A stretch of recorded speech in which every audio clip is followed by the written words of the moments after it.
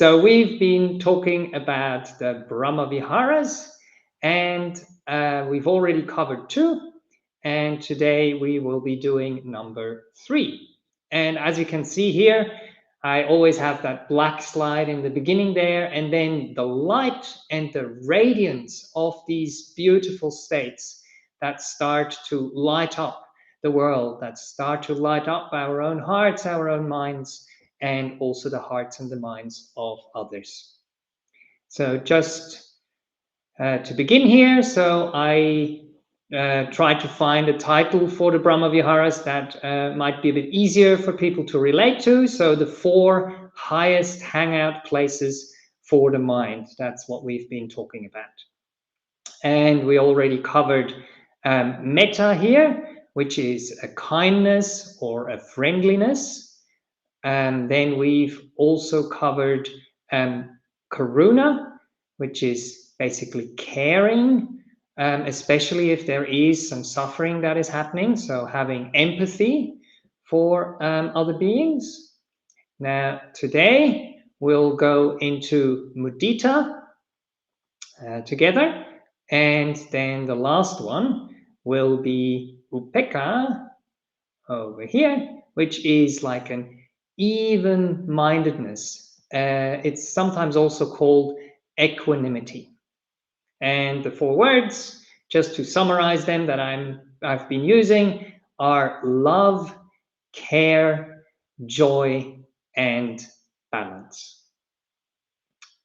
So one thing that I forgot to mention last time that I actually wanted to mention, a word that is also used almost synonymously with the word karuna is anukampa.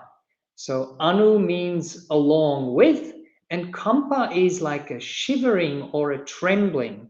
So it could be translated as trembling along with or resonating with. So as I mentioned before, the word empathy is, I think, quite fitting to also describe the same thing, which basically means that we are connecting and that we are feeling with other beings.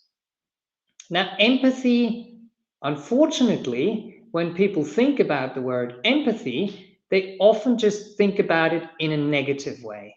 So it's not just, so it doesn't just apply when things are going wrong. It actually also applies when things are going well, when things are brilliant, when things are happy and joyful and successful. And that's actually exactly what we want to talk about today. And that's why I wanted to mention it, to have this bridge from karuna to mudita. So empathizing, but in a joyful way. Empathizing when things go right, not when there is suffering. In other words, we could also say we are delighting in and we are celebrating what is precious, what is beautiful, what is good in this world, but especially in our fellow human beings. But I would like to spend a little bit of time here. So it is quite specific to a human being in this sense, but I mean, we can delight and celebrate and see the preciousness and the beauty in so many other things. So it doesn't just mean that it only applies to other human beings. So we can see beauty in nature. We can see beauty in other beings. Like out here in Newbury in nature, seeing the animals, seeing the wild, seeing the weather, seeing so many different things that we can appreciate, delight in, and celebrate. But in this case, it's usually a quality in another human being.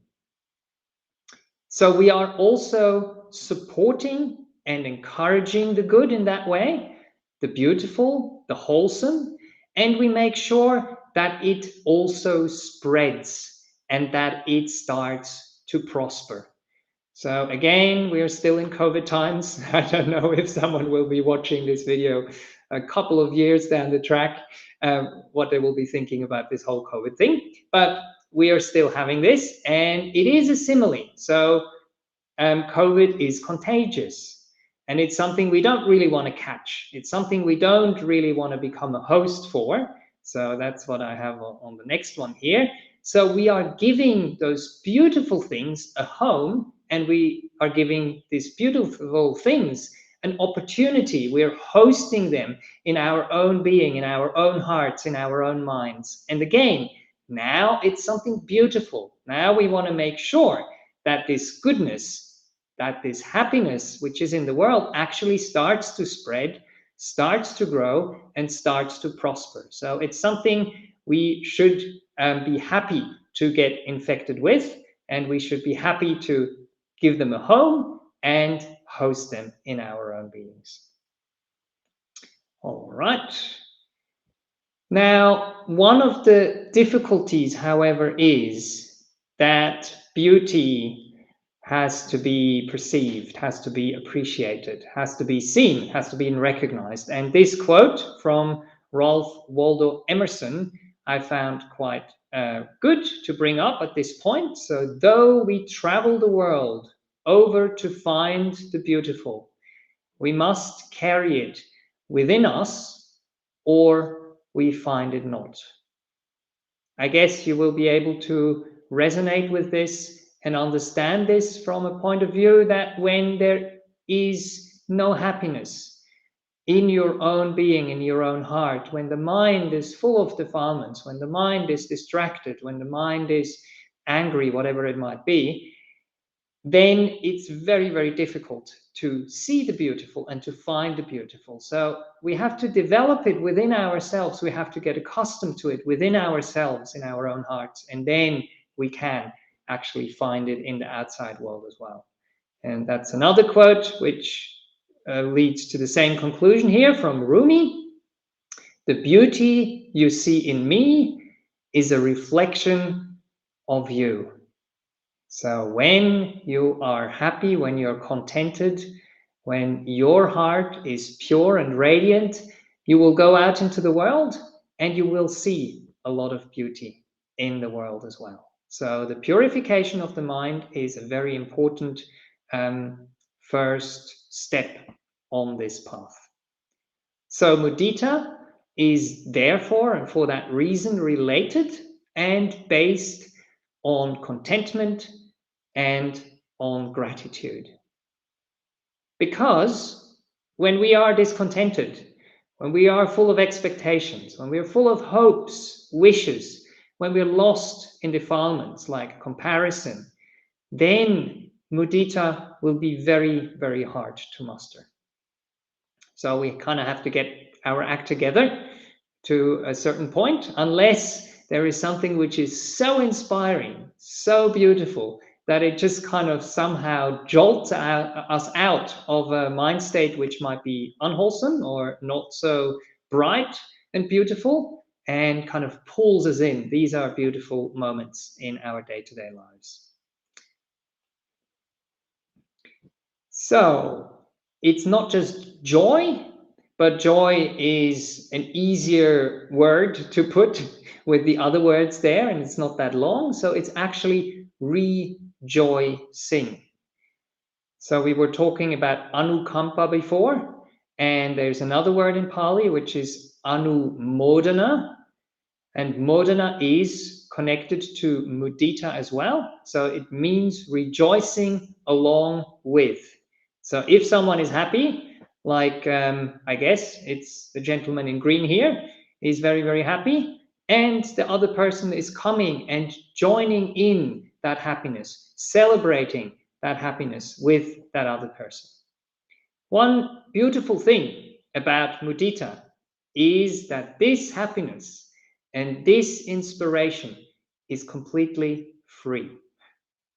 It's not something we are, as such, creating within ourselves. We are creating the opportunity to see it and to perceive it, but then it kind of comes from the outside at that point, and we can catch it, we can pull it into our minds and our hearts and nurture it and make sure it grows and make sure it can prosper.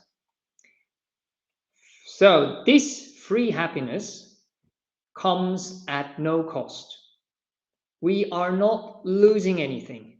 So it's not even like, sometimes we talk about investment. So it's nothing you actually have to really invest. You are getting something. And also there is no selfish need if it is pure and good mudita. If it's pure rejoicing, then we are not trying to change the situation of the other person, or we don't have any ulterior motives to get more of it. We are just happy that someone else is happy out there. So we are simply tapping into, we are resonating, as I said before, with the happiness and the joy which is already there. So it's kind of borrowing it. We are borrowing some happiness from the outside. And I found a nice quote from the Dalai Lama here, which I didn't quite understand in the beginning. So this is, I think, paraphrased by someone else, what he said a little while ago. So when you count other people's happiness as your own, when you realize that the happiness of them is going to be your own happiness, your chances for happiness increase by 6 billion to 1. Now, actually, that must have been quite a little while ago. He said that, His Holiness said that, because now I checked, we have 7.9 billion human beings as of January 2022. So it means you currently have 7.9 billion mudita lottery tickets, if you want to look at it in this way, in the daily happiness draw. And there will always be some happiness. If you only have a ticket for yourself, there will be happy times, there will be unhappy times, but your chances are not that big.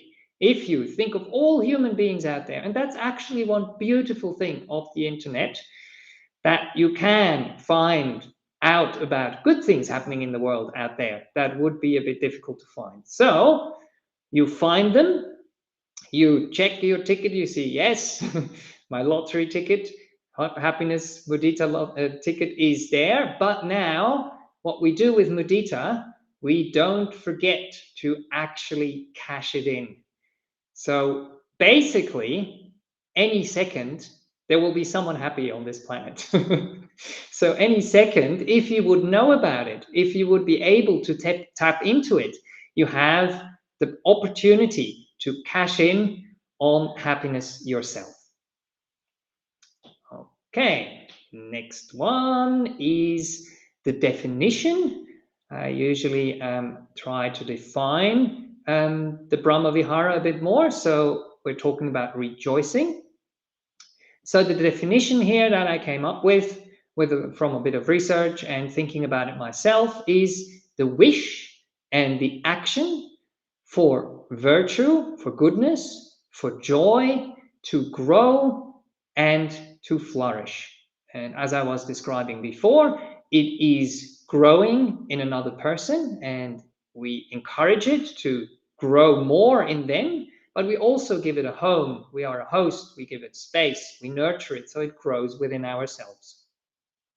The second part is the kindling agent. So usually we have something which encourages this beautiful mind state to establish itself within ourselves. And that happens through reflecting and seeing the virtue, the success, and the joy which is already there in the world, in your day-to-day life. Or, as I said before, we can also practice this with gratitude and rejoicing in the beautiful things in nature, the beautiful things within our lives. Okay, next one is tying it back to the suttas. So if you've seen the first two talks that I've given already on the Brahmaviharas, we have been using the Removing Resentment Sutta from the Anguttara Nikaya 5s. It's 162. And we've already gone through the first 4. And now the 5th one is the one that I feel fits really well into what mudita is. Let's see what it says. So, how should you get rid of resentment for a person whose behavior by way of body and speech is pure, and who gets an openness and clarity of heart from time to time. So before, we always talked about people who had some blemishes, who had some problems in those areas, either by body or by speech, or by not having the mind able to be open and clear from time to time. Now we come across one of those rare moments or one of those rare beings that exhibits just the beautiful at this time. So let's make sure that we don't have resentment. I'll go through the path to mudita before. There is some hindrances, there are some pitfalls that can happen on the path. But here we are making sure that they don't happen, that the resentment gets removed. And how can that be done? So what the Buddha had to say in this sutta about this is, suppose there was a lotus pond with clear, sweet, cool water, clean, with smooth banks, delightful, and shaded by many trees. I guess for us in Australia here, especially in Perth, I hear, it's pretty hot, so we can actually relate to this, but also remember the Buddha lived in India, and India is usually a place where it's very, very hot. So the coolness is something which is used a lot in the suttas to show something beautiful, to make sure that the heat of the defilements is kind of cooled down. But if you are in Europe at the moment and it's winter over there, or in the United States, or somewhere on this globe where there is another season, then you can also replace that with being cold, being out in the cold, being out in the dark, and then coming into a room, coming into a space where it's warm, where it's bright, where it's beautiful in that sense. Right, so now the Buddha describes the person who is walking along. So there comes a person, and that person is struggling in the oppressive heat, weary, thirsty, and parched. But when they see this beautiful pond, what they do is they plunge into the lotus pond, they bathe, and they drink. And after emerging, they sit or lie down right there in the shade of the trees. So the beautiful qualities of that human being are now described as the water, are described as the water which cools your body, the water which you can drink to sustain yourself, but it's also the shade, the beautiful, cool shade, maybe even a little bit of a breeze that is there, that you can enjoy, that you can expose yourself to. And with the water, I especially kind of like that simile there, because you are really immersing yourself. You're really jumping into the water and surrounding yourself by this. And that's what we should be doing with those beautiful qualities. We let them in, we let them sink in, we let them develop and grow within our own hearts and minds.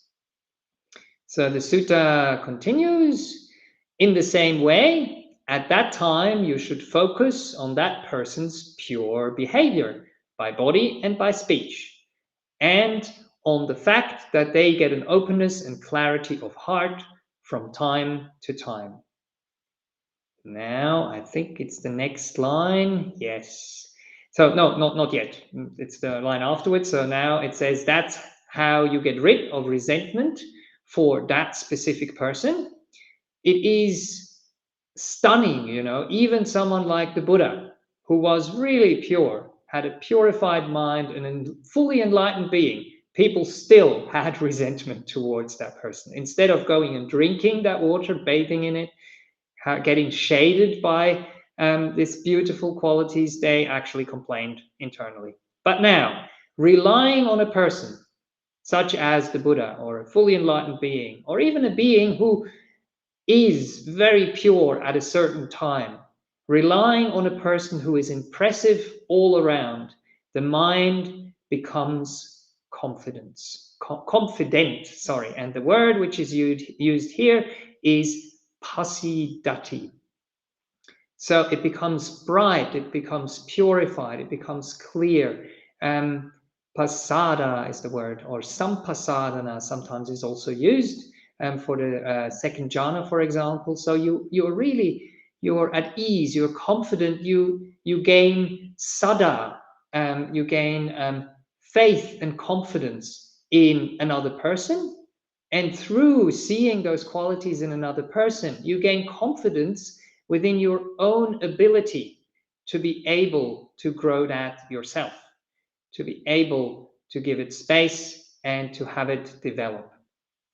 So that was Anguttara Nikaya 562. It will be in the description below if you want to look that up for yourself and also find different translations. So as usual, also today, I would like to use the simile of the road here that leads up to this specific Brahmavihara, to mudita, and that will allow us to start from the opposite, what is completely 180 degrees turned around from what mudita is, and then step by step get closer and closer to what mudita actually means. So I made a little mistake. I realized I mentioned Schadenfreude last time when I talked about karuna, and the opposite of karuna is really cruelty, and not so much the rejoicing in bad luck for other people. But then again, Schadenfreude, it's often used like the German term, which means taking pleasure in other people's harm. But I found this person who wrote a whole book about this, and it's not just German. I just wanted to show you here at the beginning that there is many other languages. So in the Japanese have a saying, the misfortunes of others taste like honey. Then the French speak of joie maligne, a diabolical delight in other people's suffering. Then we also have in Danish, sorry my pronunciation for all these languages that I don't really am fluent in, Danish talk about skadefryd, I guess, and the Dutch of ledvermak. In Hebrew, enjoying other people's catastrophes is simcha led. In Mandarin, that will be really hard, sorry, is sing zai li huo, maybe, something like that. Definitely wrong. But I have a bit of connection to Czech here. So in the Serbo-Croat, it is zluradost, and in Russian, it's zloradost. And even if you go back in time, many years ago, more than 2,000 years ago, a couple of 500 years after the Buddha, Romans spoke of malvolentia. Earlier still, the Greeks described epicharekakia, something like that. Literally, epi means over, chario means rejoice, and kakia means in disgrace. So it's not something that only Germans do, so don't understand me wrong there. It's just Germans very often have words for things that other people don't have. But you can see here in other languages, it exists as well, either as a word or as a simile. And that is exactly the opposite of mudita. That's what we don't want to get caught out in. But if we are not well ourselves, if our minds are not very pure, it is one of those pitfalls. Good. If we put that on the slide, on our road to mudita, then it happens right at the bottom there. Yes. Schadenfreude. So feeling good when others feel bad. Then we have two things which come up very often. One of them is envy. Envy means that we are not happy that someone else has something.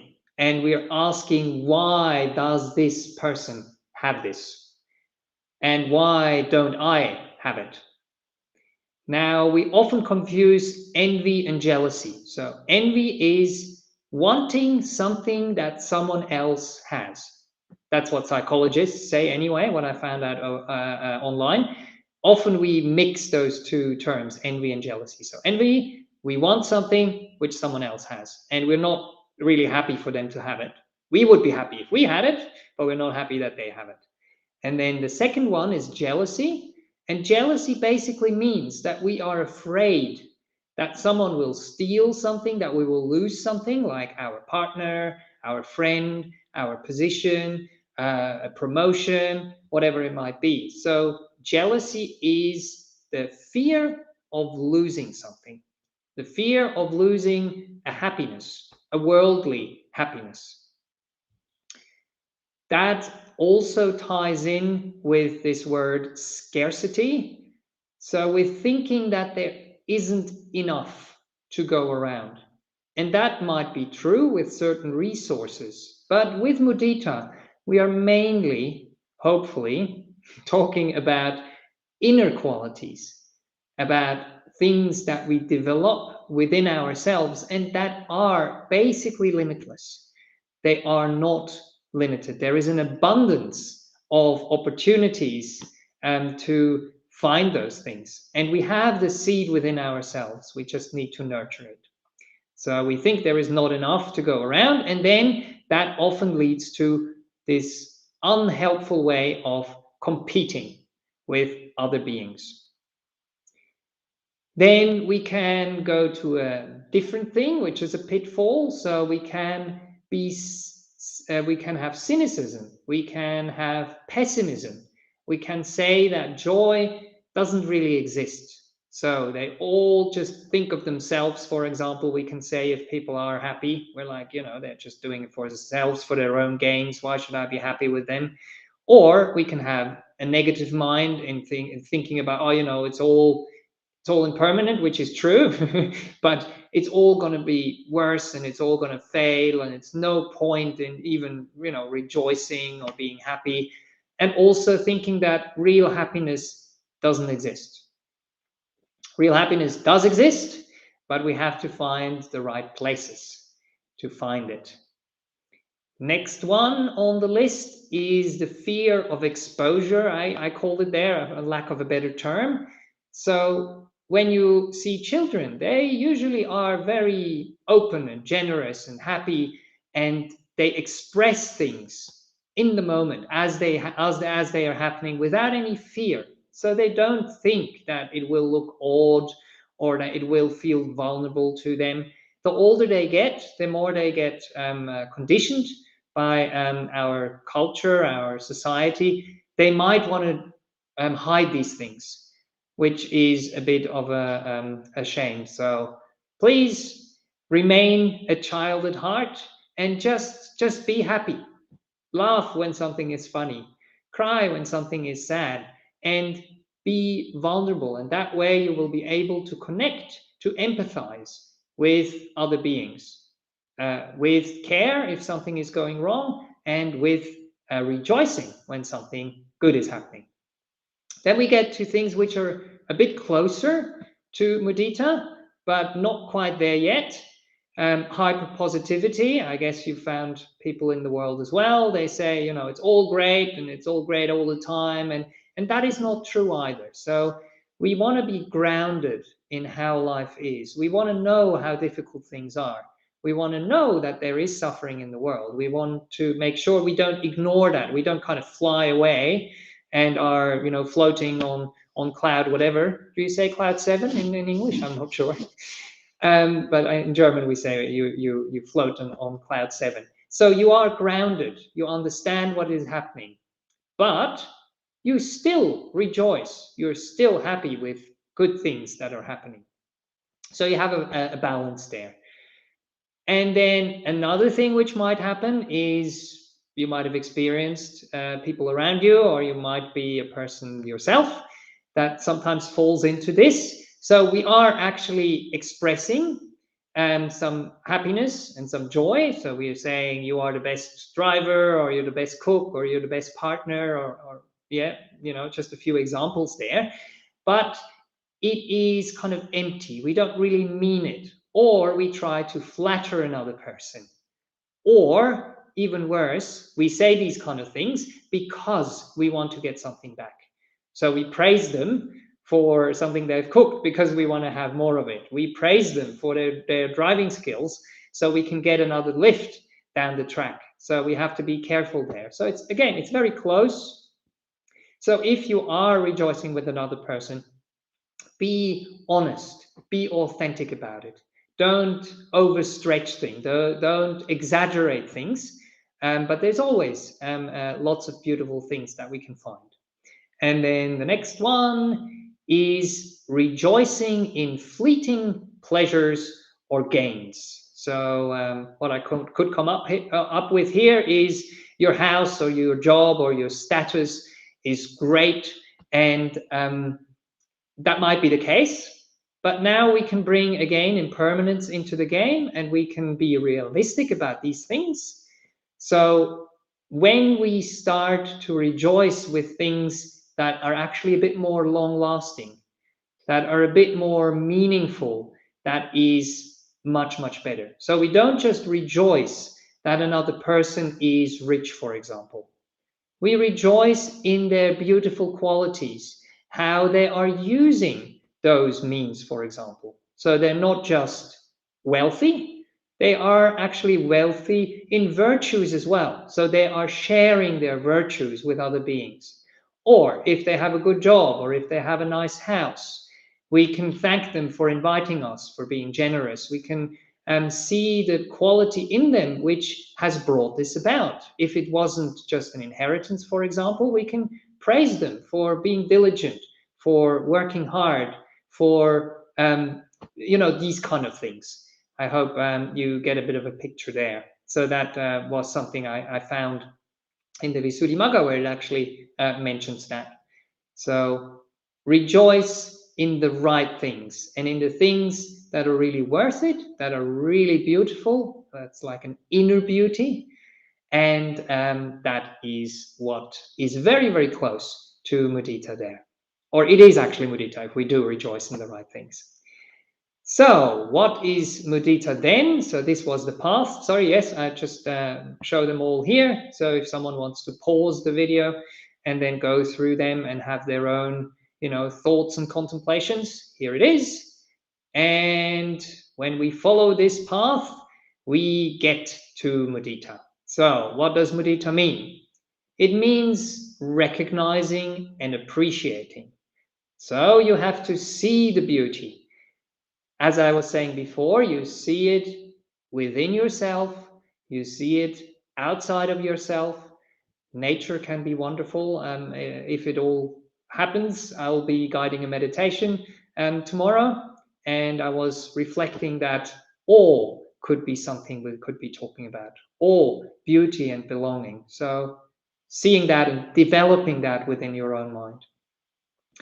Next one is, here we go, savoring. So letting the joy really sink in, tasting it, feeling it, bathing in it, drinking it, like was so beautifully described in the sutta that I was reading at before.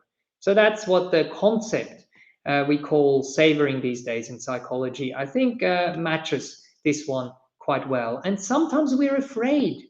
We're afraid of pleasure. Please don't be afraid of these kind of pleasures. The Buddha said there is certain pleasures we have to be careful about, but rejoicing in virtue and in beauty, letting it in, letting it sink in, tasting it, feeling it, is not dangerous. It's to be encouraged. Then we have respect and we have inspiration for those beings that exhibit those things. So inspiring, again, comes from breathing it in. So you breathe it in, you make it your own, you respect it, you're in awe. And then you develop these things and you grow these things within your own heart. So it spreads to you, and then from you it spreads to someone else, and it spreads around the whole world. Like we practice the Brahmaviharas, we spread them all over the world. And we want this goodness to go out there. Then joy and gratitude.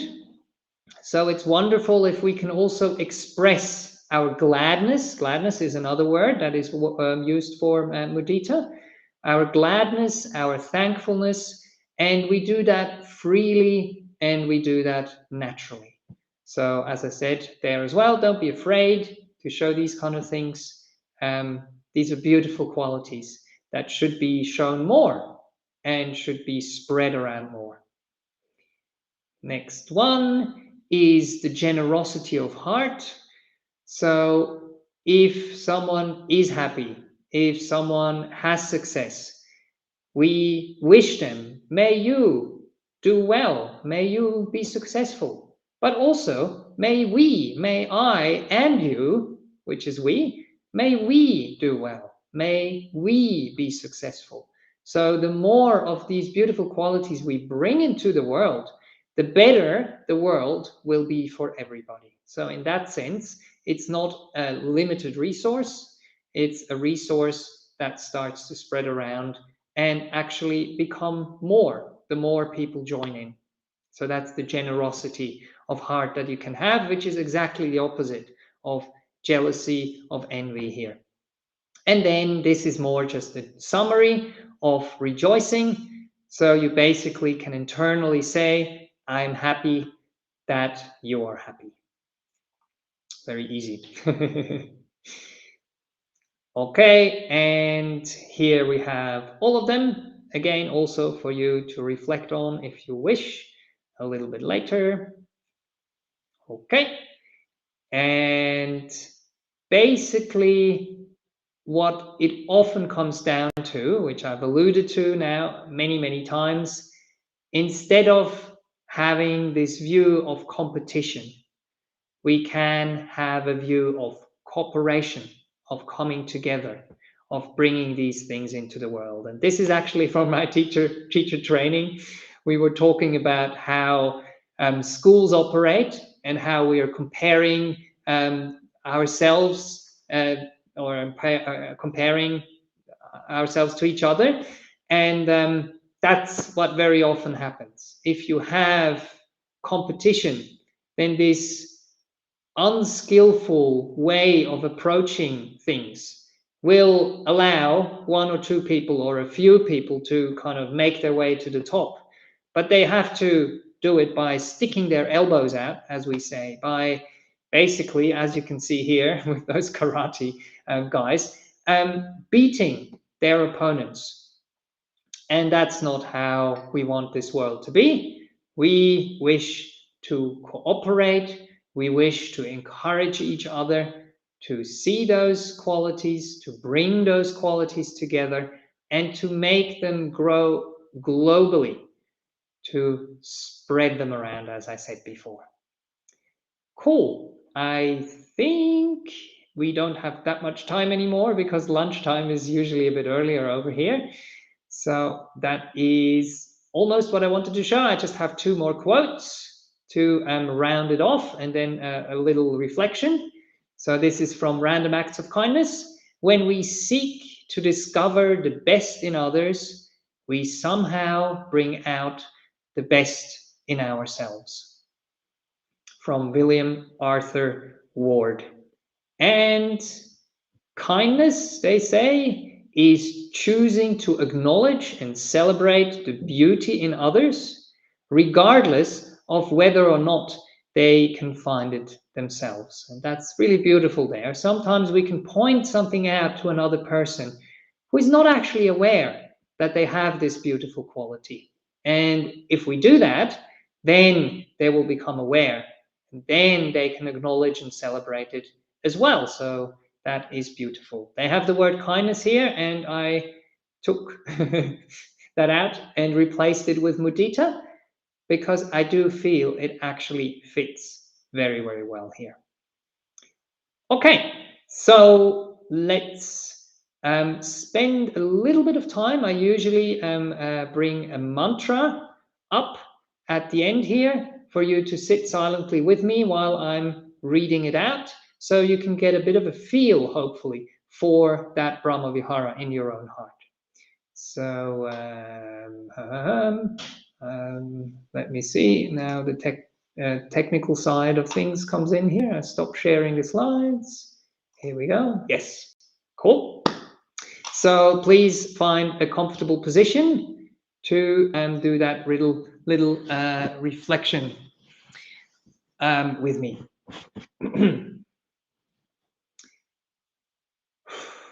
Let your body and mind settle. Maybe just breathe in and out a few times, a little bit deeply, more deeply than usual. And breathe in inspiration. And when you breathe out, just let everything relax.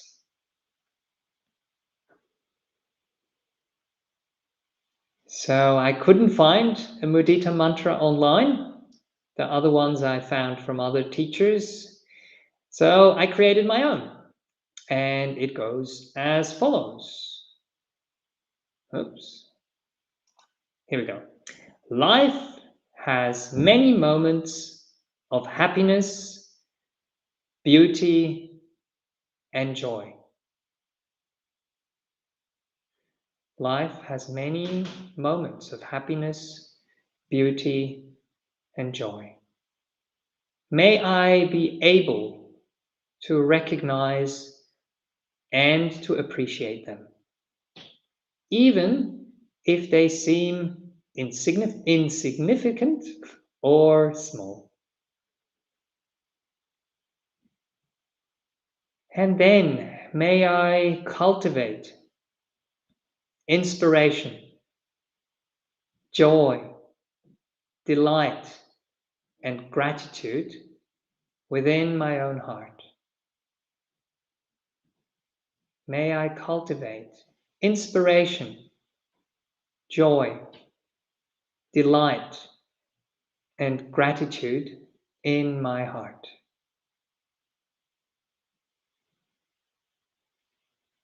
When others are virtuous, successful, happy, or healthy, may I rejoice and be happy with them.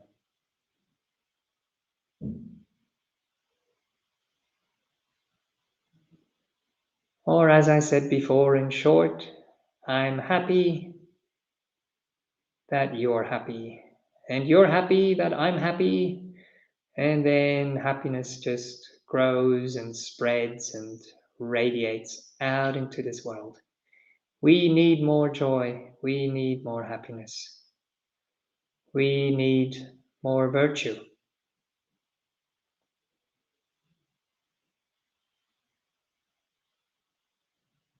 Okay, wonderful. So now is the time for questions, if there are any. Bhante, Ajahn, there hasn't been any questions that have been submitted as yet. Oh, okay. Very Just good. looking through them at the moment. I can't spot anything as yet. Sure. No problem. How was the internet? Okay. Internet was okay. You froze up a few times, so I had to pull you off full screen, and it was I okay. froze.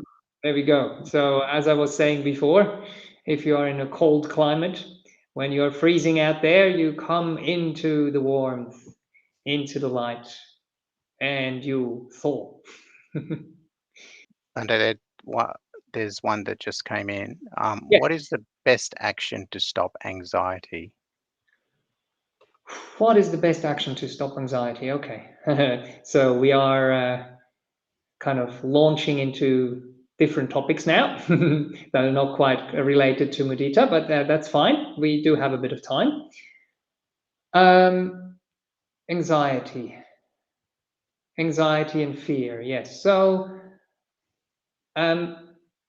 if it is an unfounded fear, I do recall there was an acronym that was used in the past for fear, and it's false expectations about reality. So if that is the case, then we have to actually check and see what is actually happening out there in real life. What is happening within my body? What is happening outside of myself?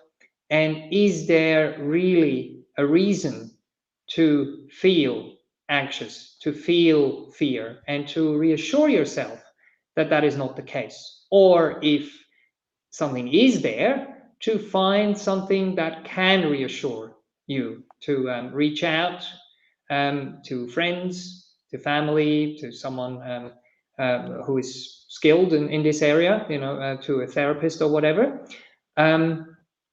Also to find the resources within yourself to deal with the situation. And it's normal that anxiety arises. So it is a signal that tells your body, okay, something is going on out there that I'm a bit unfamiliar with, that I'm not sure about, and that I need to spend a bit of time to figure out. Yes, I guess it might also be related to coronavirus, because that's happening at the moment. Also there, we do hear a little bit of the beautiful things, to bring it back to mudita, that are happening out there in the world. But very often the news are just presenting what triggers us, what gets people to read it or to switch on their screens and watch it. And there might be too much information that is true, but that might be exaggerated, and that might be out of proportions. And then we can get anxiety and be afraid of something which isn't actually as likely to happen to us. But yeah, of course, now with Omicron spreading, it's much more likely. So I don't encourage you to not be safe and to not do the right thing, but to just choose wisely. What information you expose yourself to and how much. Because if you get the same information from many different outlets, then just the bombardment of that, the sheer adding up of the information again and again, will make it more prominent in your brain and in your system. And then you give it more value than it actually has. So also to, balance it out there and make sure that you see anxiety as a signal of your body, and then you react to it appropriately. Respond to it, I guess, is the better word. Yeah. Thank you, Ajahn. There's Mhm. two further questions. Yeah. The first one is, could you speak to pity and the physical experience of it? Yes, that is actually interesting, because someone was asking that also in an email that I got, and I encouraged the person to maybe ask it. It's not the same person, by the way, but I said it's better if we ask that in a bigger forum. So when I talk about it, then more people can get some benefit of it. So piti sukha usually come together. They're like inseparable twins. Rapture, pleasure, bliss. There's different words that are used for it, and they do happen on a physical level. So you can have tingling, you can have warmth.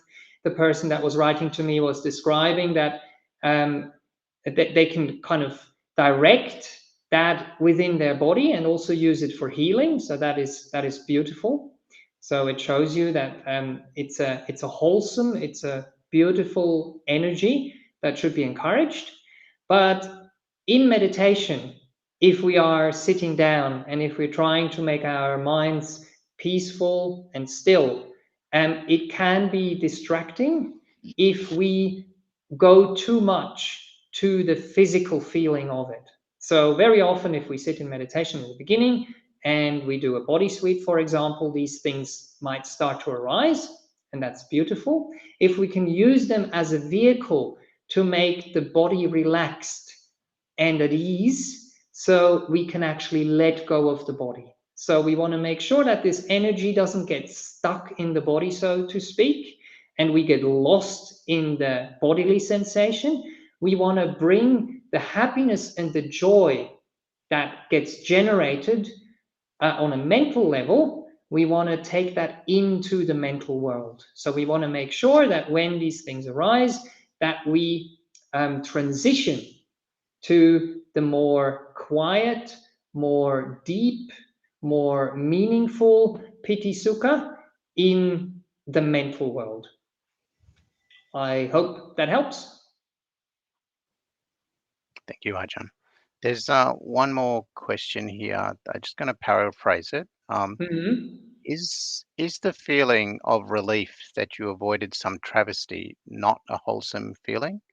Not, which is really not necessarily happy that others have suffered, but Right. So it means, if I understand correctly, I see it there on the screen, because I'm in that mode.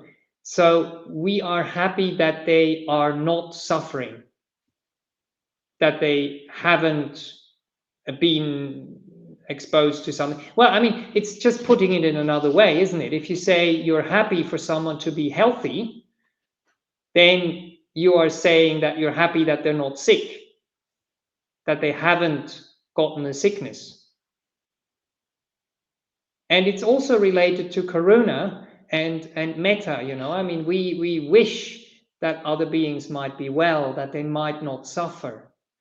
So I think it would fit more into metta, as far as I can see. That's why I haven't mentioned it here as mudita. Mudita is, as far as I understand, very specifically looking on the beautiful that is there, the success and the happiness.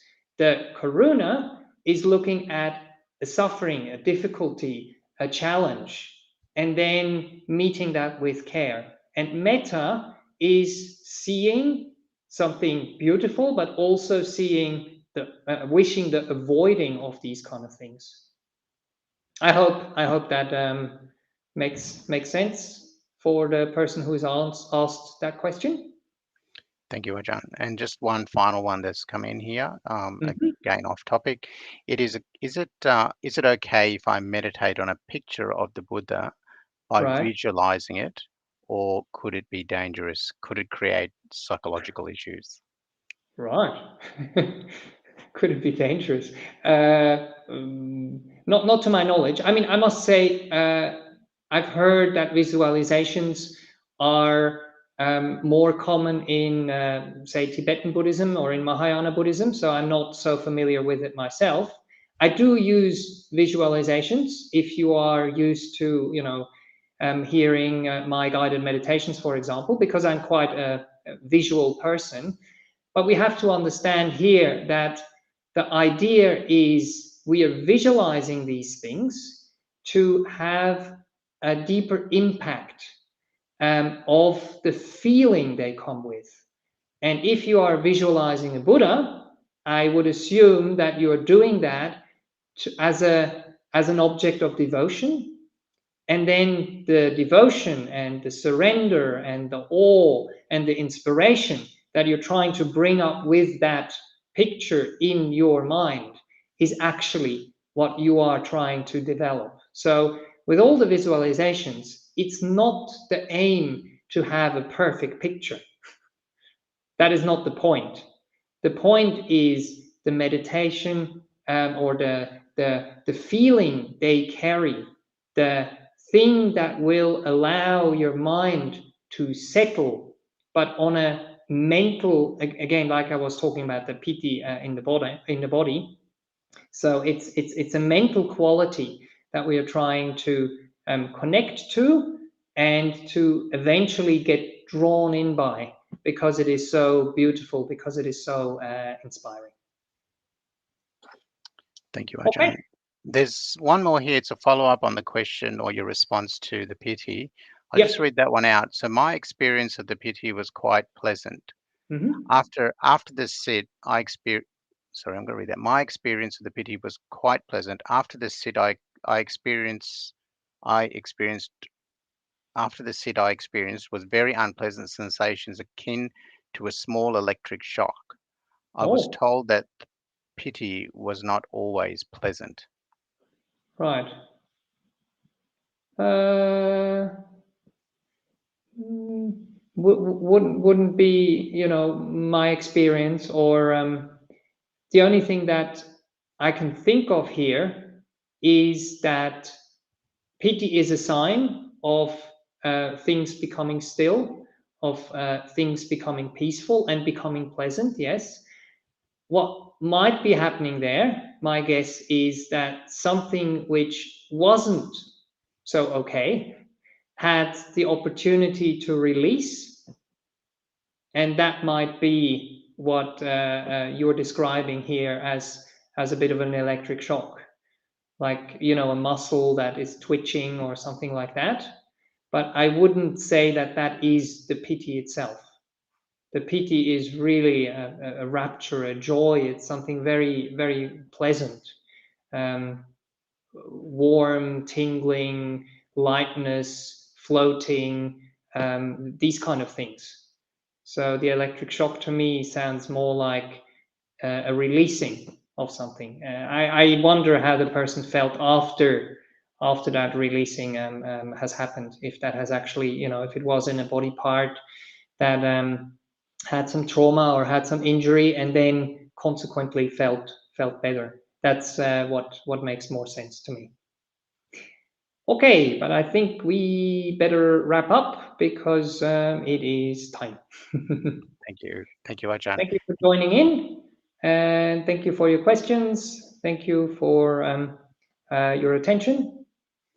And let's pay homage to the Buddha Dhamma Sangha to finish off.